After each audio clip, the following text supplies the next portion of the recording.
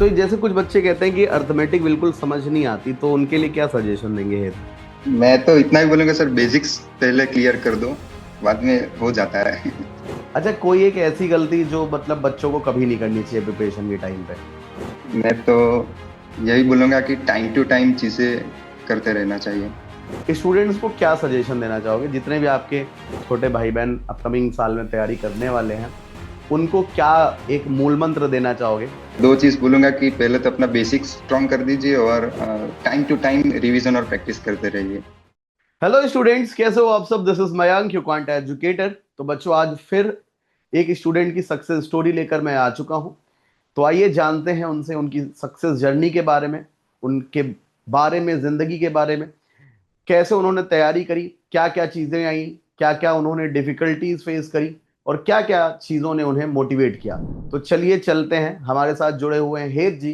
हेत जी, पहले अपना इंट्रोडक्शन दीजिए, फिर हम लोग आगे बढ़ते हैं। हाँ सर, हाँ, good evening sir. Good evening. मेरा नाम हेत कुमार ईश्वरभाई पटेल है। मैं नवसारी गुजरात से बिलोंग करता हूँ। और मैं ग्रेजुएशन किया है फिजिक्स में। और मैंने मास्टर्स भी अपना कंप्लीट किया है फिजिक्स में ही। और बाद में मास्टर्स कंप्लीट करने के बाद मैं बैंकिंग जर्नी में इन्वॉल्व रहा था। सो ये मेरा आईबीपीएस क्लर्क का फर्स्ट अटेम्प्ट ही था। ओके। मैंने एम 2.0 पिछले साल जो जून में शुरू हुआ था वो बैच बाय किया था। और तभी से मैंने एकदम बेसिक से ही शुरू किया था। और बेसिकली मेरा एम तो ये साल आने वाली एग्जाम के लिए ही था, 2026 के लिए। लेकिन मैंने बस एक्सपीरियंस के लिए एग्जाम दी थी और प्रीलिम्स भी निकल ली और बाद में मेंस की तैयारी करके निकाल लिया। ये तो एक बात बताना, फिर आपने हाँ सर। स्कूलिंग वगैरह सब कुछ वहीं गुजरात से ही करी, या फिर कहीं हाँ, पढ़ाई के लिए गुजरात से ही बाहर? थी मैं। गुजरात में स्कूलिंग तो मेरे यहाँ से घर से ही हुई थी। और ग्रेजुएशन मैंने नवसारी सिटी में किया था। और पोस्ट ग्रेजुएशन मैंने आनंद विद्यानगर में किया था। ओके। कि वो तो मतलब, डिपार्टमेंट ऑफ फिजिक्स में था, सरदार पटेल यूनिवर्सिटी से। ओके, तो बताइएगा कि क्या क्या मतलब चीजें थी जो आपने डिफिकल्टीज फेस की अपनी सिलेक्शन जर्नी में। कौन सा सब्जेक्ट सबसे ज्यादा आपको परेशान किया, और कौन सा सब्जेक्ट आपके लिए सबसे ज्यादा स्कोरिंग बनकर आया? हाँ, पहले तो गुजरात से बिलोंग करता हूँ, मतलब इंग्लिश में थोड़ा प्रॉब्लम था। स्कूलिंग और कॉलेज सब गुजराती में हुआ था, मतलब इंग्लिश थोड़ा डिफिकल्ट लग रहा था। लेकिन मैंने लेक्चर्स रेगुलरली देखे और काम करता रहा। और मैथ्स मैथ्स मेरा बचपन से ही स्ट्रांग है। मैंने उस पे पकड़ पहले से ही बना ली थी। सबसे पहले तो मैंने सब बेसिक्स क्लियर कर दिया था मैथ्स के। और रीजनिंग में भी कुछ ज्यादा तकलीफ नहीं आई, वो भी हो गया धीरे धीरे। करंट अफेयर्स को तो मैंने पहले ज्यादा ध्यान नहीं दिया था। मैंने पहले सोचा कि मैथ्स रीजनिंग और इंग्लिश पे ही ज्यादा फोकस करूं। और करंट अफेयर्स मतलब जनरल अवेयरनेस को बाद में फोकस करूंगा वैसे करके। इसलिए स्कोरिंग में तो मैथ्स और रीजनिंग में ही अच्छा स्कोर आया है। ओके। तो एक बात बताइएगा कि जो मतलब जनरल अवेयरनेस है, जीए वाला पोर्शन, तो ये आपने कब पढ़ना शुरू किया? हाँ, मतलब प्री के साथ ही पढ़ रहे थे, या फिर मैं प्री ना, का एग्जाम जब हो गया उसके बाद? हाँ, प्री के साथ तो नहीं, प्री का एग्जाम जब हो गया ना, और मुझे ऐसा लगने लगा कि हाँ प्री क्लियर हो सकता है, तभी से मैंने वो हमारी मंथली मैगजीन्स वाली जो है ना पीडीएफ, वो उसको पढ़ना स्टार्ट कर दिया था। और ओके। मैंने शायद 2.5 से 3 मंथ का वो कवर कर लिया था। इंग्लिश का तो मैं रेगुलर कर ही रहा था। और जब प्रीलिम्स हमारी खत्म हुई, तभी हमारे बैच का जो मेंस का क्लासेस है वो शुरू हो गया था। इसलिए हाँ। मुझे मेंस में भी बहुत तकलीफ नहीं आई। हम्म। उसका भी मेरा कवर अप होता ही गया था। याद है मुझे वो चीज। तो एक बात और बताइएगा हाँ, कि जैसे आपके घर में और कोई भी बैंकर है, कि आप घर के पहले बैंकर हैं? मेरे घर में तो मैं पहला बैंकर हूँ। घर में पहले बैंकर है। तो जब हाँ, लेकिन रिजल्ट आया, हाँ, आपने रिजल्ट देखा, तो सबसे पहले ये खुशखबरी हाँ, किसके साथ शेयर करी आपने ये? वो तो ऑब्वियसली माँ के साथ ही शेयर करी थी पहले तो। माँ के साथ और शेयर करी सब पहले? फैमिली, हाँ, फिर पापा को बताया। फिर मेरा भाई जॉब पे था, उसको कॉल करके बताया। चलो सही है। तो फिर घर वालों के रिएक्शन क्या रहे? घर वाले सर खुश हो गए। एक घर टेंशन वालों उनका का कम क्या? हो गया। हाँ, टेंशन कम हो हाँ गया कि हाँ एक लड़का और काबिल हो गया घर का, है ना? हाँ, वही हाँ, वही सर।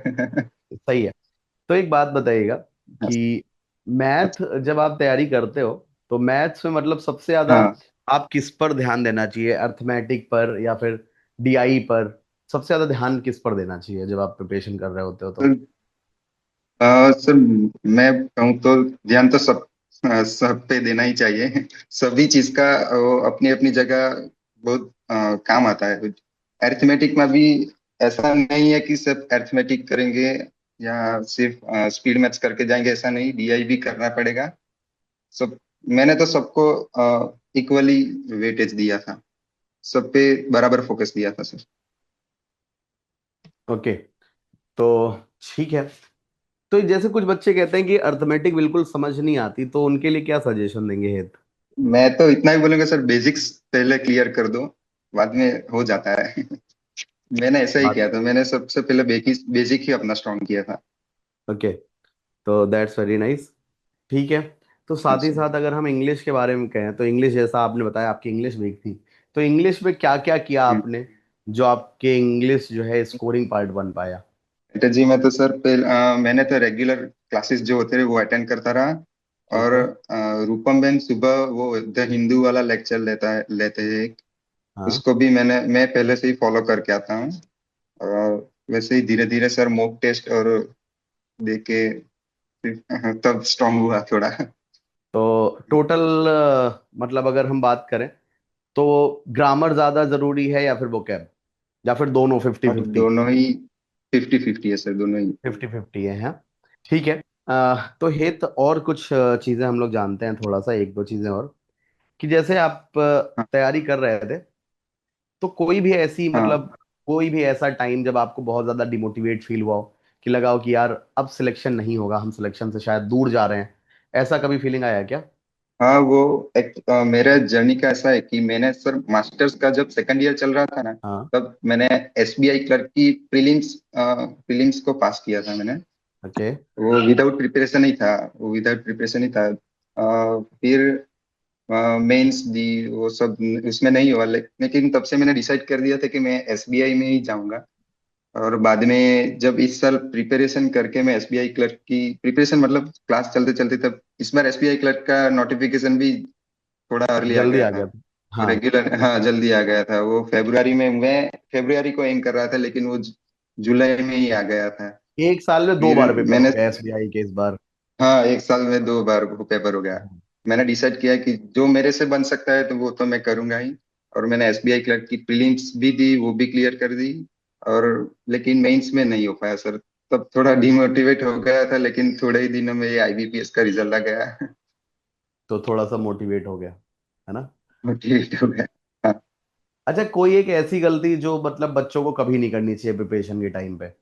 मैं तो यही बोलूंगा कि टाइम टू टाइम चीजें करते रहना चाहिए, मतलब कुछ अपना स्किप टाइम नहीं करना। करना चाहिए, स्किप नहीं करना है, हाँ कंटिन्यू करते रहना चाहिए। अच्छा, हाँ, कुछ बच्चे होते हैं कंटिन्यू करते रहना हेत, चाहिए। हाँ कुछ हम्म। बच्चे होते हैं कि जब नोटिफिकेशन आएगी तब पढ़ेंगे, तो उनके लिए क्या कहना चाहोगे? ना ना, ऐसा ऐसा वैसा तो नहीं हो पाएगा ये। बैंकिंग एक ऐसा बैंकिंग में ऐसा एग्जाम है कि आपको प्रैक्टिस ज्यादा, जितनी ज्यादा हो उतना अच्छा होता है। मतलब पहले से ही प्रैक्टिस करके आते हो तो ज्यादा डिफिकल्टी नहीं रहेगी। ओके। तो एक बात और बताइएगा हित, कि जैसे आप हाँ, प्रिपरेशन कर रहे थे, ठीक है, तो एक दिन में कितने मॉक देते थे और एक दिन में लगभग कितने घंटे आप पढ़ाई कर लेते थे? अ, घंटे के हिसाब से तो 5-6 घंटे तो हो जाता था। और ओके। मॉक मैंने 50% सिलेबस जब कवर हो गया था तब से देना स्टार्ट कर दिया था। मॉक्स का तो रोज मॉक। एक मॉक ही लगाता था। अच्छा, मॉक को एनालाइज करना कितना हाँ, इंपॉर्टेंट? मॉक्स को एनालाइज करना इम्पोर्टेंट है सर। मैंने वही से अपने कहाँ काम करना जरूरी और किस चीज में मैं मार्क्स कवर कर सकता हूँ वो सब पता चला। कौन सा ओके। सेशन कौन सा सेक्शन पहले पकड़ना है, कौन सा लास्ट में, वो सब आप अपने हिसाब से सेट कर सकते हो एनालाइज करके। ओके, ठीक है। तो एक चीज और बताइएगा, इसी के साथ हम पूछते हैं कि जैसे प्री और मेंस में बहुत ज्यादा डिफरेंस नहीं होता, ठीक है? हाँ। तो जब आप तैयारी हाँ करते सर। हो तो प्री की जब तैयारी करते हो तो साथ साथ मेंस की भी तैयारी करनी चाहिए, क्या कहना है आपका? लेकिन पहले मैंने भी ऐसा ही सोचा था कि प्री और मेंस दोनों का साथ में करूँ, लेकिन कर सकते हैं ऐसा भी, क्योंकि सिलेबस तो सेम ही है, बस अपना वो लेवल ही थोड़ा ऊपर नीचे होता है। सिर्फ लेवल, डिफिकल्टी लेवल में थोड़ा सा फर्क आता है। हाँ। हाँ, बाकी थोड़ा सा ज्यादा फर्क, बाकी बाकी सिलेबस ज्यादा और कोई हाँ, फर्क नहीं पड़ता। कॉन्सेप्ट कॉन्सेप्चुअल कुछ नई चीज नहीं करनी होती है मेंस में, बस थोड़ा लैंग्वेज पे कमांड रखना पड़ेगा। ओके, ठीक है। तो एक चीज और बता दीजिएगा मुझे, मैं ज्यादा आपका समय नहीं लूंगा। स्टूडेंट्स को क्या सजेशन देना चाहोगे, जितने भी आपके छोटे भाई बहन अपकमिंग साल में तैयारी करने वाले हैं, उनको क्या एक मूल मंत्र देना चाहोगे कि जिससे वो जल्दी से अपनी सिलेक्शन जो है पाले? हाँ वो उसके लिए तो मैं तो दो चीज बोलूंगा कि पहले तो अपना बेसिक स्ट्रॉन्ग कर दीजिए, और टाइम टू टाइम रिवीजन और प्रैक्टिस करते रहिए। और क्या बोलते हैं इसको, अगर हम इन शॉर्ट बोलें तो वही कंसिस्टेंसी इज द की, यानी कि लापरवाही नहीं करनी है। कंसिस्टेंसी, किसी चीज को अगर आप लापरवाही जारी नहीं रखोगे तो रिजल्ट जरूर आएगा, है ना हेत जी? मिलेगा, जरूर आएगा। हाँ हाँ सर। ओके, तो थैंक यू सो मच हेत हमारे साथ जुड़ने के लिए। All the very best thank you for your sir. Near future. खूब खुश रहो, खूब सारी थैंक यू। तरक्की करो। जल्दी मिलेंगे हम लोग एक सिलेक्शन पार्टी में, ठीक है? हाँ sir. Okay, thank you so much okay हेत। Sir. Bye bye. Thank you so much sir, thank